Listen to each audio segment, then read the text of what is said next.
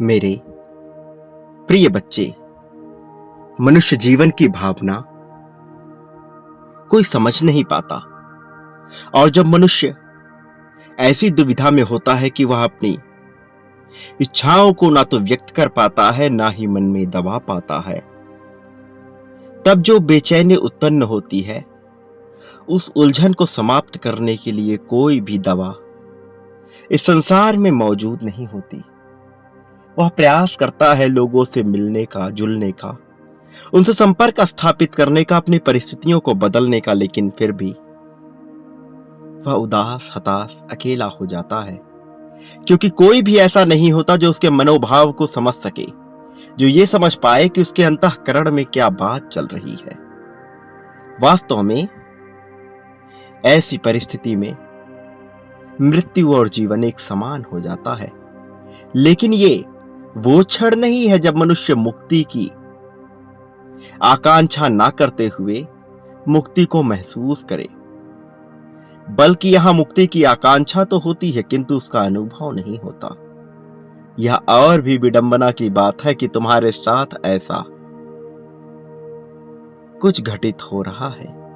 तुम ऐसे ही उलझन में फंसे हुए हो, जहां से निकलने का कोई मार्ग तुम्हें सूझ नहीं रहा है। लेकिन इसका कतई यह मतलब नहीं कि अब तुम कोई राह देख ही नहीं पाओगे। मेरे प्रिय बच्चे, तुम्हारे लिए मार्ग प्रशस्त किया जा रहा है।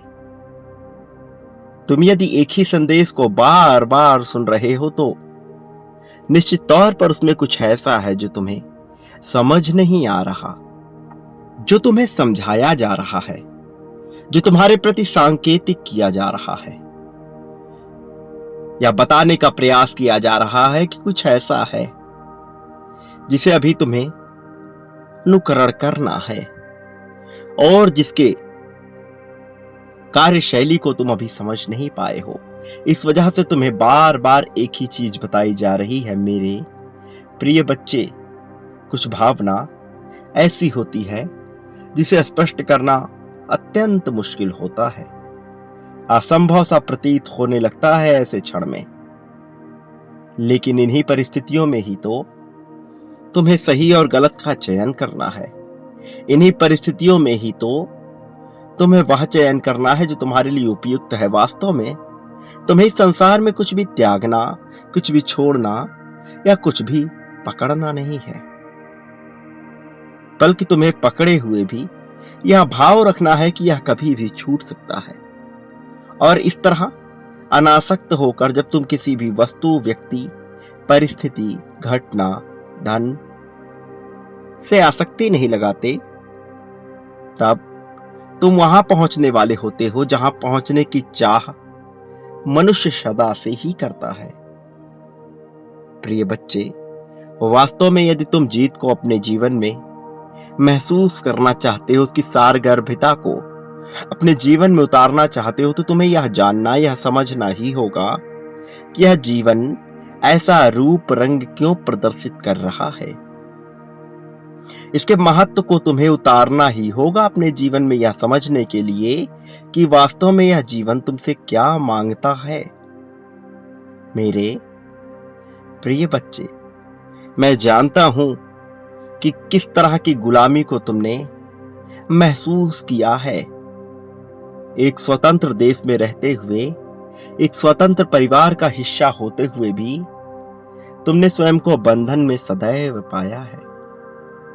यह बंधन मानसिक, सामाजिक और आर्थिक रूप से तुम्हें महसूस हुआ है, किंतु सबसे ज्यादा यह बंधन धार्मिकता के नाम पर तुम्हारे मन में उड़ेला गया है। वास्तव में जिस चीज का धार्मिकता से कोई भी लेना देना नहीं है, उसका भी चोला तुम्हें पहनाया गया है, और तुम्हारे मन मस्तिष्क पर बंधनों की एक छाप उड़ेली गई है, ताकि तुम कभी भी स्वतंत्र महसूस ना कर पाओ। स्वतंत्र होकर भी तुम सदैव एक बेड़ी से जकड़े हुए होगे। यह बेड़ी जो तुम्हें दिखाई नहीं दे रही, जो अदृश्य रूप से कल्पनाओं से जड़ी हुई है, लेकिन जिसका प्रभाव इतना ज्यादा है कि तुम इसका प्रयोग कहीं भी नहीं कर सकते। मेरे प्रिय बच्चे, तुम्हें मन से आजाद होना है। तुम्हें आजादी की भावना को महसूस करना है। वास्तव में तुम्हें गुलामी की उन सभी बेड़ियों को तोड़ देना है जो तुम्हें रोकने का कार्य कर रही हैं। मेरे प्रिय बच्चे, मैं तुम्हें जो भी समझाने का प्रयास कर रहा हूं उसे दिल से समझने का प्रयत्न करो। तुम्हें जो बताया जा रहा है उसके पीछे एक खास उद्देश्य छिपा हुआ है। एक ऐसा उद्देश्य जिसके महत्व से तुम अभी तक परिचित नहीं हो, लेकिन जिस दिन तुम इससे पूर्णतः परिचित हो जाओगे, तुम्हें अपने जीवन पर गर्व होने लगेगा, क्योंकि तुम्हारा यह जीवन जिस खास उद्देश्य से, जिस खास निमित्त से तुम्हें प्रदान किया गया है, उसका प्रयोजन बड़ा विशेष है। मेरे प्रिय बच्चे, तुम्हें जीवन में विशिष्ट बातों के महत्व को समझना है। झुकाव के महत्व को तुम्हें जानना है। कब मनुष्य की भावना अहंकार में बदल जाए और कब वही भावना आत्मविश्वास में बदल जाए, इसके बीच एक बहुत ही पतली लकीर होती है जिसे समझ पाना बहुत महत्वपूर्ण है, क्योंकि यदि इसे नहीं समझा गया तो तुम यह नहीं जानते कि तुम कब अपने कर्मों को खराब कर लो, कि तुम कब कर्म और अकर्म के जाल में फंस करके सदैव अपने आप को नुकसान पहुंचा बैठो। इसलिए तुम्हें यह समझना बहुत महत्वपूर्ण है कि तुम जो क्रिया कर रहे हो वह अहंकार से परिपूर्ण है या विश्वास से भरी हुई, वह श्रद्धा की चादर ओढ़े हुए है या घमंड का बादल लपेटे हुए है। मेरे प्रिय बच्चे, जब मनुष्य के भीतर अहंकार पनपता है तब उसे मैं के सिवा कुछ भी नहीं सूझता, और जब मनुष्य के भीतर आत्मविश्वास पनपता है तब वह मैं को ही ईश्वर स्वरूप समझने लगता है। अर्थात मैं और ईश्वर में भेद नहीं रह जाता। यह बात बहुत गहरी है जो शायद एक बार में समझ ना आए, इसलिए इसकी गहराई में उतरना बहुत महत्वपूर्ण है। मेरे प्रिय बच्चे, सीधे अर्थों में तुम्हारे लिए यह जानना महत्वपूर्ण है कि तुम ही इस संसार के केंद्र बिंदु हो। तुम ही वह हो जिसके निमित्त सब कुछ रचा जा रहा है, लेकिन तुम ही स्वयं को कर्ता मानकर यदि सब कुछ नियंत्रित करने की चेष्टा अपने मन में लाते जाओगे, तब वही आत्मविश्वास अहंकार का रूप लेने लगेगा। मेरे प्रिय बच्चे, मैं जानता हूं कि तुमने अपने जीवन में विभिन्न प्रकार के संघर्षों का सामना किया है। ऐसे संघर्ष रहे हैं जहां तुम्हें कोई राह नजर नहीं आई है।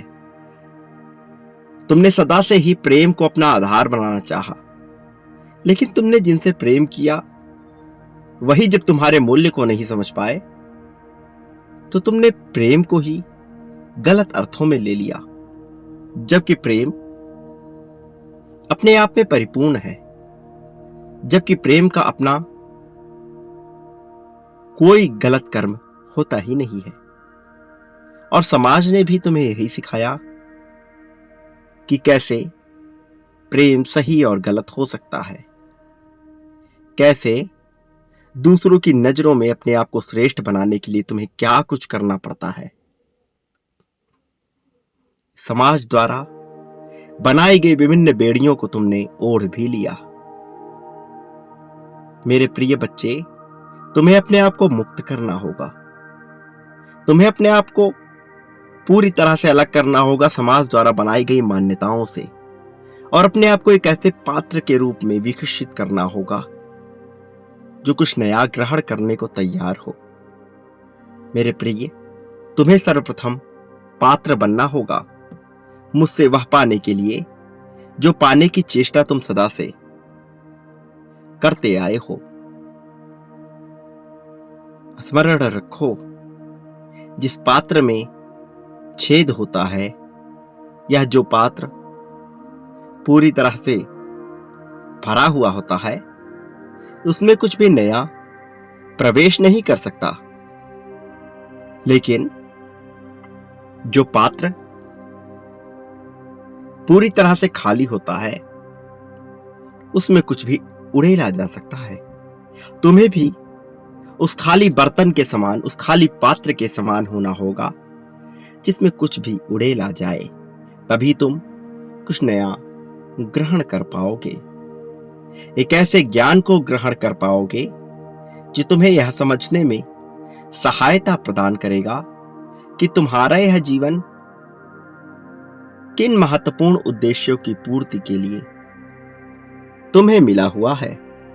मेरे प्रिय बच्चे, तुमने समाज द्वारा बनाए गए नियमों के तहत स्वयं को दिखावे के जीवन में बांध लिया है, लेकिन क्या कभी भीतर झांककर यह जानने का प्रयत्न किया कि वास्तव में तुम्हें यह जीवन क्यों मिला? तुम्हें यह जानने के लिए निरंतर प्रयासरत होना होगा। एक नहीं, दो नहीं, 10 नहीं, कई बार भी यदि तुम्हें अपने भीतर उतरना पड़े तो तुम उतरो और फिर तुम यह समझ पाओगे जो मैं तुम्हें बताने का प्रयास कर रहा हूं।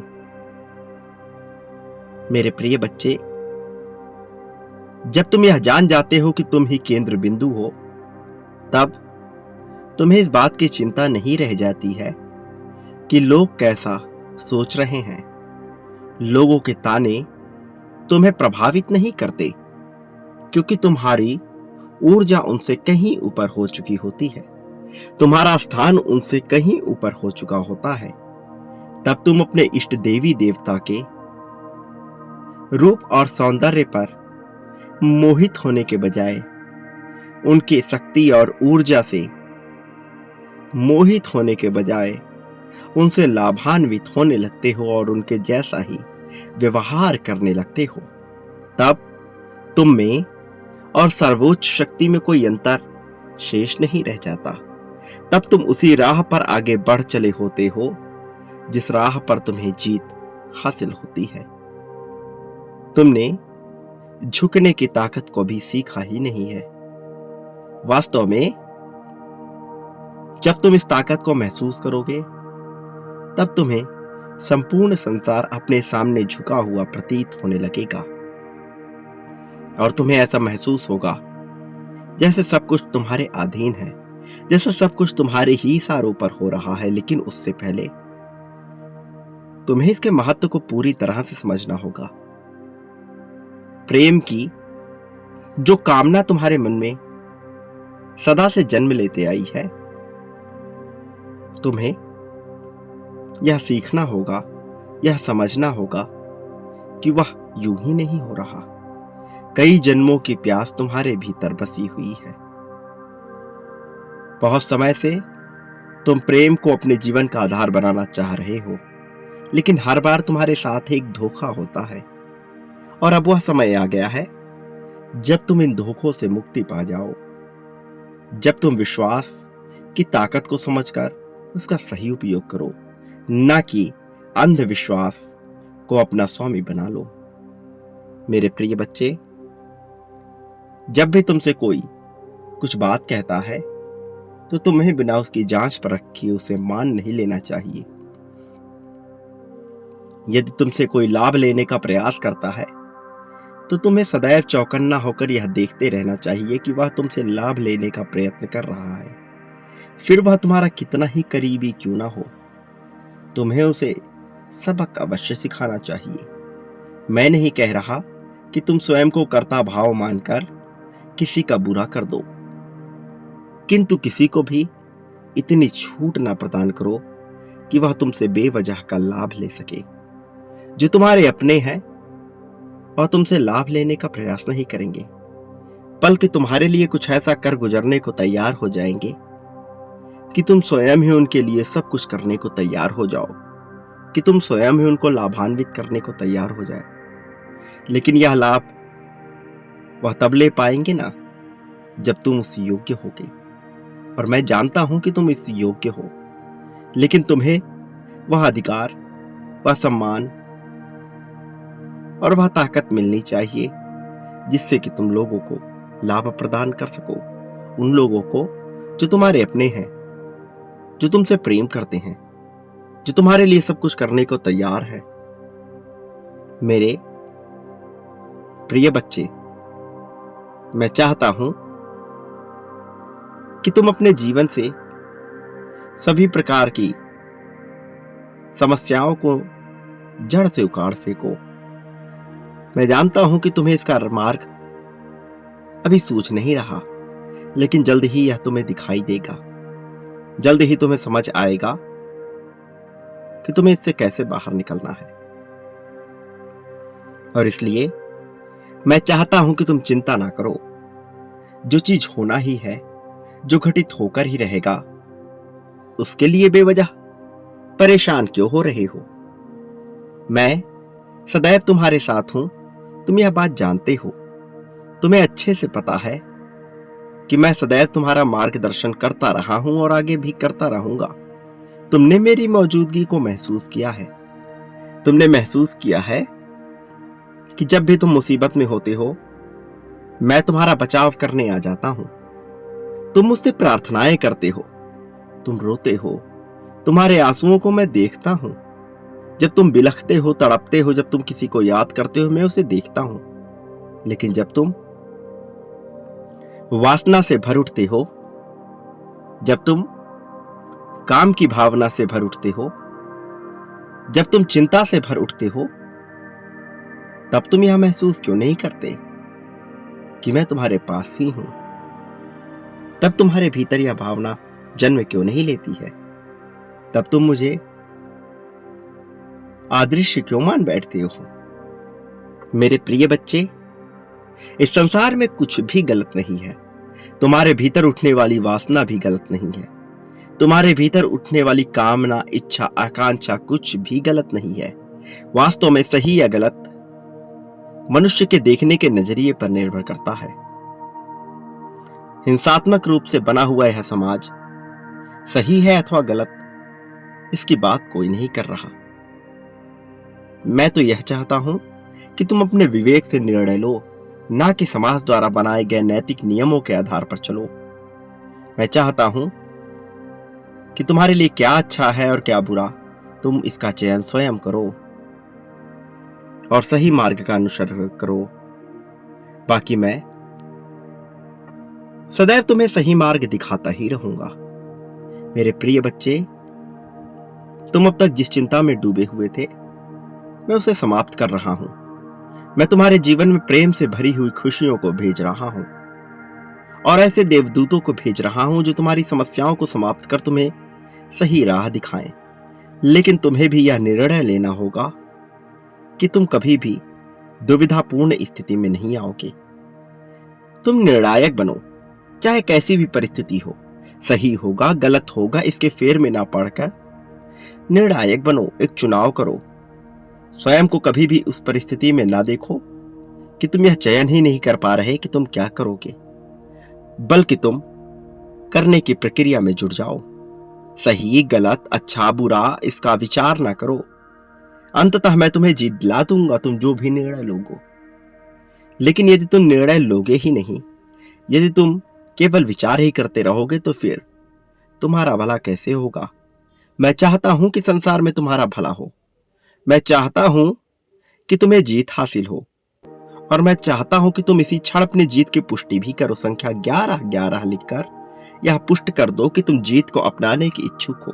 यह पुष्ट कर दो कि तुम योग्य हो जीत को अपनाने के लिए।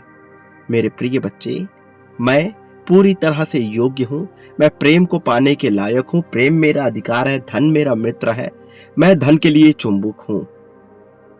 मैं धन को अपना साथी मानता हूं। मैं धन का सदुपयोग करना जानता हूं। मैं सदैव धन के लिए चुंबक रहूंगा। ऐसी भावना जाहिर करते हुए इसे अवश्य लिखो और संख्या 1111 लिखना बिल्कुल ना भूलना। एक बात इसके साथ ही तुम सदा याद रखना कि तुम इस संसार में जो भी बांटते हो वह कई गुना होकर के तुम्हारे पास आता है। भले तुम अभी इसे ना देख सको, ना महसूस कर सको, ना समझ पाओ, लेकिन जल्द ही यह होगा, यह होता ही है। तुम प्रेम बांटो, धन बांटो, त्याग, समर्पण, ईर्ष्या, द्वेष जो भी बांटोगे वह कई गुना होकर के तुम्हारे पास लौट कर आएगा। इसकी शुरुआत तुम मुझसे ही करो। मेरे प्रति बांटना प्रारंभ करो, फिर देखो मैं कैसे छप्पर फाड़ के तुम्हें सब कुछ देता हूं। जो चाहोगे वह मिलेगा, जो बांटोगे वह मिलेगा। याद रखो, जब इस संसार का प्रत्येक जीव अजीब सजीव तुम्हारे विरुद्ध होगा, मैं तब भी तुम्हारे साथ रहूंगा, तुम्हारा समर्थन करता रहूंगा, तुम्हारा सहयोग करता रहूंगा, तुम्हें अपनी शक्तियां प्रदान करता रहूंगा, तुम्हारे रक्षण के लिए सदैव लगा हुआ रहूंगा। मेरे प्रिय बच्चे, मेरा आशीर्वाद हर हाल में तुम्हारे साथ है। मेरे आने वाले संदेशों की प्रतीक्षा करना, मैं अवश्य आऊंगा तुम्हें मार्ग दिखाने, तुम्हारा मार्गदर्शन करने, तुम्हें सही राह पर ले जाने के लिए, तुम्हारी उंगली पकड़कर तुम्हें सही दिशा दिखाने के लिए। सदा सुखी रहो, तुम्हारा कल्याण होगा।